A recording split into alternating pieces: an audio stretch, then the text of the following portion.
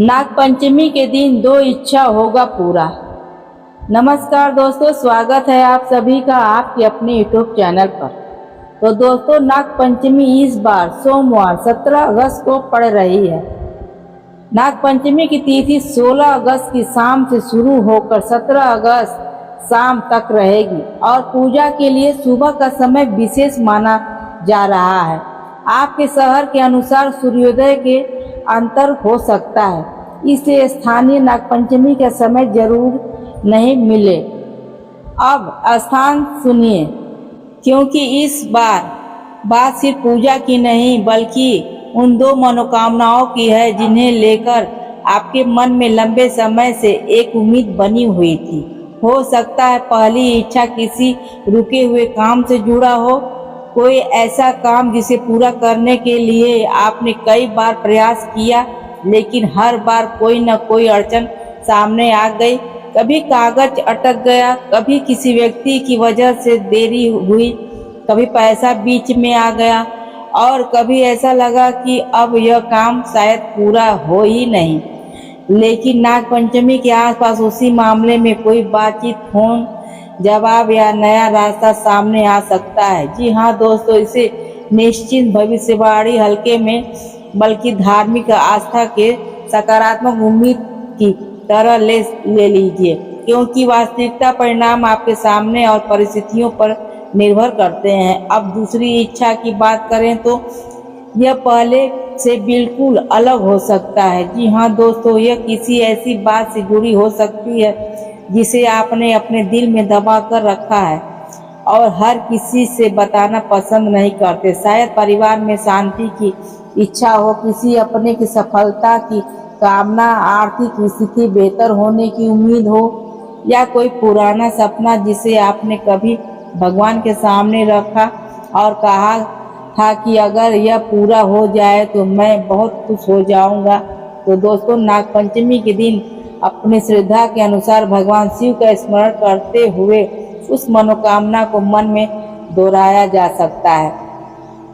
तो दोस्तों, अगर यहाँ तक हमारी वीडियो पसंद आ रही हो तो हमारे ये बातें पसंद आ रही हो तो वीडियो को लाइक जरूर कर दीजिए और चैनल को सब्सक्राइब करके हमारे परिवार का हिस्सा बन जाइए। कमेंट में हर हर महादेव लिखकर अपनी हाजिरी जरूर लगाइए और इस वीडियो को अपने परिवार और दोस्तों तक शेयर करना बिल्कुल मत भूलिए। आपका एक लाइक और एक कमेंट और शेयर हमें ऐसी ही और ख़ास बातें आपके लिए लाने के लिए बहुत प्रेरणा देती है। जी हाँ दोस्तों, तो आपका 1 रुपया भी नहीं लगने वाला है दोस्तों। तो दोस्तों, चलिए बता देते हैं, आप तारीख और समय भी ध्यान से लिख लीजिए। 17 अगस्त सोमवार को नागपंचमी मनाई जाएगी। नागपंचमी तिथि 16 अगस्त की शाम से शुरू होकर 17 अगस्त शाम तक रहने की जानकारी दी गई है।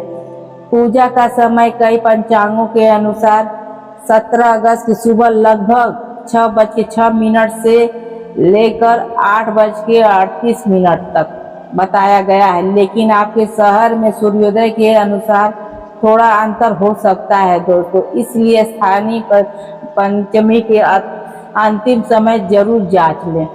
सुबह स्नान करके साफ कपड़े पहने, अपने घर की परंपरा के अनुसार भगवान शिव और नाग देवता का स्मरण करें और फिर मन में अपनी दोनों इच्छाएं रखें। अगर आपके परिवार में कोई विशेष पूजा चली आ रही है तो उसे को प्राथमिकता देना आपके लिए सही होगा। और एक जरूरी बात, वास्तविकता सांप को दूध पिलाते या उसके पास जाने की कोशिश बिल्कुल ना करें। श्रद्धा के साथ जीव की सुरक्षा का भी ध्यान रखना भी बहुत जरूरी है। अगर मंदिर में पूजा कर रहे हो तो वहाँ की परंपरा के अनुसार पूजा करें। इस दिन जरूरतमंद व्यक्ति की सहायता करना, भोजन करवाना या क्षमता अनुसार दान करना भी बहुत अच्छा माना गया है। अच्छे भाव से किया जा सकता है। अब वापस उन दो इच्छाओं की बात कर लेते हैं, क्योंकि असली बात यहीं से शुरू होती है। जी हाँ दोस्तों, पहली इच्छा से जुड़ा कोई पुराना काम अचानक गति पकड़ सकता है। जिस व्यक्ति से जवाब का इंतजार था वो फोन उनका आ सकता है। जिस जगह से अनुमति चाहिए थी वहां से भी खबर मिल सकती है, या कोई नया व्यक्ति आपकी मदद के लिए सामने आ सकता है। दूसरी इच्छा में बदलाव थोड़ा अलग तरीके से आ रहा है दोस्तों। आपका कोई ऐसी बात सुनने को मिल सकती है जिससे आपके अंदर फिर से उम्मीद पैदा हो। परिवार का कोई सदस्य आपसे बात करने की किसी पुराने रिश्ते में बातचीत शुरू हो सकता है। जी हाँ दोस्तों, आर्थिक रास्ता दिखाई दे रहा है। यह कोई ऐसा अवसर मिले जिसे आपने पहले संभव ही नहीं माना था। जी हाँ दोस्तों आपको बता दें, अगर यहाँ तक आपको वीडियो पसंद आ रही है, हमारी बातें पसंद आ रही हैं, तो वीडियो को लाइक जरूर कर दीजिए। चैनल को सब्सक्राइब करके हमारे परिवार का हिस्सा बन जाइए। कमेंट में हर हर महादेव जरूर कहिए और अपना हाजिरी लगाइए। इस वीडियो में अपने परिवार और दोस्तों तक शेयर करना बिल्कुल मत भूलना। आपका एक लाइक और कमेंट और शेयर हमें ऐसी ही और खास बातें आप तक लाने के लिए हौसला बढ़ाती है। जी हाँ दोस्तों, लेकिन साथियों यहाँ एक बात जरूरी है, मनोकामना के साथ कर्म भी जरूरी है। अगर नौकरी चाहिए तो आवेदन करना होगा, अगर पैसा चाहिए तो सही काम और योजना बनानी होगी, अगर परिवार में शांति चाहिए तो बातचीत करनी होगी, और अगर कोई पुराना मामला सुलझाना हो तो उचित प्रक्रिया अपनानी होगी। केवल पूजा करके बाकी जिम्मेदारियों को छोड़ देना सही तरीका नहीं है। जी हाँ दोस्तों, अगर आप भी चाहते हैं कि आपके दोनों मनोकामनाओं के रास्ता खुले तो कमेंट में पूरे विश्वास के साथ ओम नमः शिवाय लिखिए और वीडियो को लाइक करिए और इसे उस व्यक्ति के साथ शेयर करिए जो नागपंचमी पूरे श्रद्धा भाव के साथ करता है। और दोस्तों चैनल को सब्सक्राइब करके जुड़े रहिए।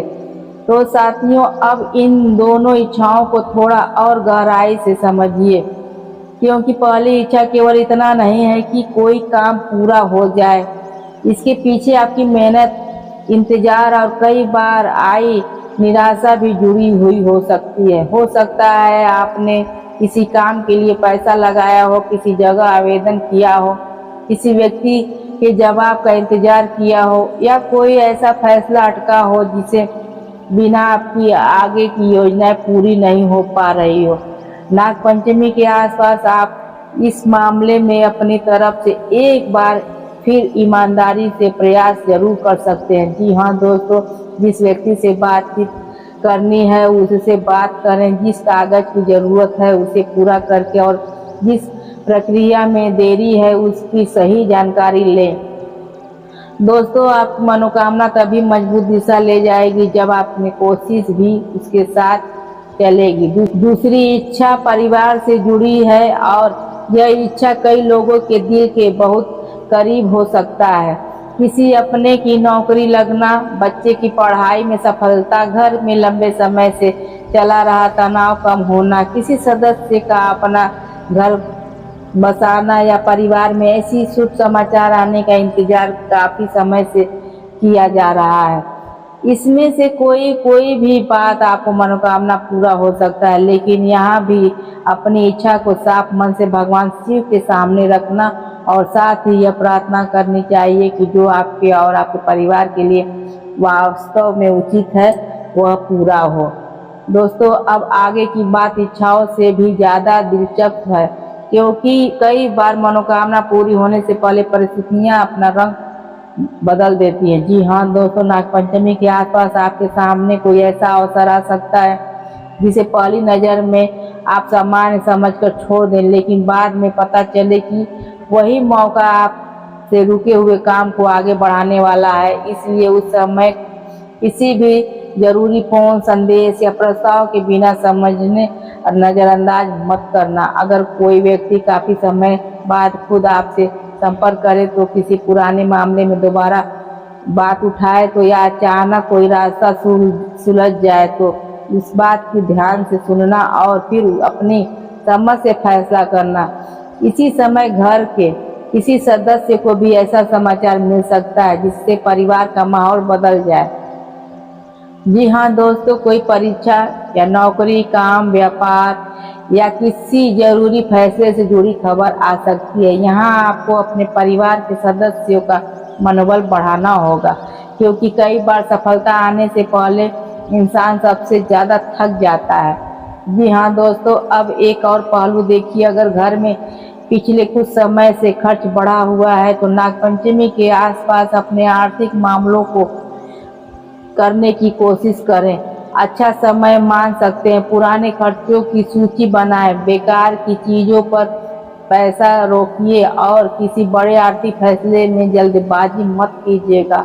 अगर किसी से उधार लेना या देना हो तो साफ शर्तें तय करें। रिश्ते बचाने के लिए पैसे की बात स्पष्ट करें। और दोस्तों आपको बता दें, पैसों की बात स्पष्ट छोड़ देना बाद में परेशानी पैदा कर सकता है। परिवार में किसी बुजुर्ग से बातचीत जरूर करिए।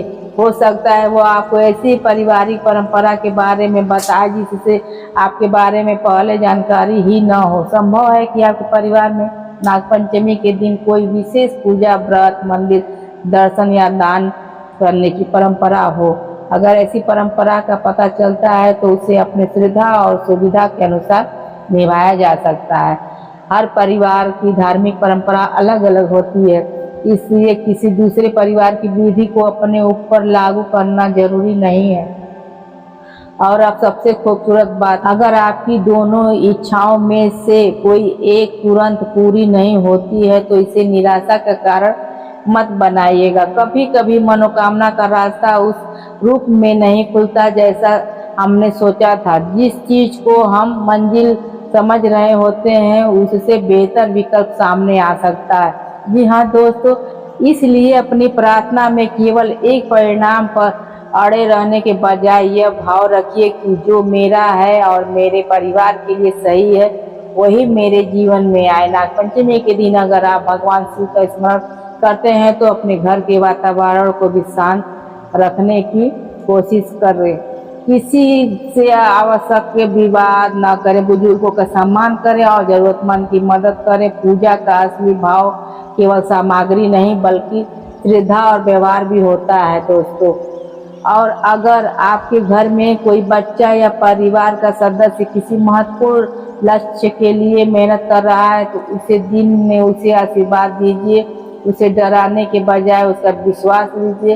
हो सकता है आपकी एक छोटी सी हौसला बढ़ाने वाली बात उसके लिए बहुत बड़ी ताकत बन जाए। जी हाँ दोस्तों, अब आगे दो बदलाव आएगा, वह केवल आपकी इच्छाओं तक सीमित नहीं हो सकता है, आपके फैसले लेने का तरीका भी बदल सकता है। आप हर बात पर दूसरों की राय लेने के बजाय खुद जानकारी जुटाना शुरू करेंगे। किस पर भरोसा करना है, कहाँ पैसा लगाना, किस रिश्ते की कितने समय देना है और किस समय काम को प्राथमिकता देना है, इन मामलों में आपकी सोच पहले से ज़्यादा स्पष्ट हो चुकी है। यही बदलाव आगे चल के आपकी वास्तविक जिंदगी की प्रगति का आधार बनेगी। जी हाँ दोस्तों, तो दोस्तों अगर ये वीडियो आपको अच्छी लगी, आपको दिल को छुई है तो वीडियो को लाइक और चैनल को सब्सक्राइब जरूर कर दीजिएगा और ज़्यादा से ज़्यादा लोग में शेयर कर दीजिएगा। दोस्तों तब तक अपना ख्याल रखिए, स्वस्थ रहिए, मस्त रहिए। मिलते हैं अगले वीडियो में, तब तक के लिए हर हर महादेव।